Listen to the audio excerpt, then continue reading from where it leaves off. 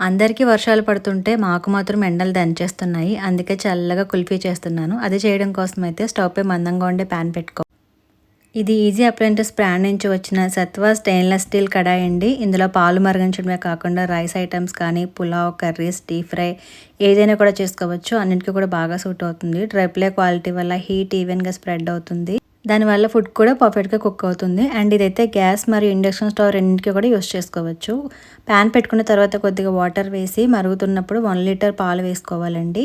High ఫ్లేమ్లో ఉంచి పాలు పొంగు వచ్చిన తర్వాత మీడియం ఫ్లేమ్లో ఉంచుకొని కొద్దిగా దగ్గరికి మరిగించుకోవాలి. తర్వాత చూపిస్తున్నవన్నీ కూడా బాదం, జీడిపప్పు, పిస్తా, అలాగే 1 టేబుల్ స్పూన్ వచ్చేసి కస్టర్డ్ పౌడర్ వేసుకుని మెత్తగా గ్రైండ్ చేసి పక్కన పెట్టేసుకుని ఒక 3 టీ స్పూన్స్ బౌల్లోకి తీసి కొద్దిగా పాలు వేసి కలిపి పక్కన పెట్టుకోవాలి. పాలు అయితే ఒక పావంతు వరకు మరిగిపోయిన తర్వాత అంతా మిక్స్ చేసుకొని స్వీట్నెస్కి తగినంత షుగరు, కొద్దిగా కుంకుమ పువ్వు, డ్రై ఫ్రూట్స్ పౌడర్ మిక్స్ చేసుకున్న పాలు కూడా వేసుకొని అంతా కూడా కలిపి ఇంకొక 2-3 నిమిషాల పాటు మరిగించుకుంటే చిక్కబడతాయి. అప్పుడు స్టవ్ ఆఫ్ చేసుకుని చల్లారిన తర్వాత మిక్సీ జార్లో వేసుకుని గ్రైండ్ చేసి కుల్ఫీ మాల్స్లో కానీ ఇంట్లో ఉండే స్టీల్ డబ్బాలకు కానీ వేసుకుని 6 అవర్స్ కానీ లేదంటే ఓవర్ నైట్ కానీ డీప్ ఫ్రిడ్జ్లో పెట్టుకుంటే కుల్ఫీ రెడీ అయిపోతుంది.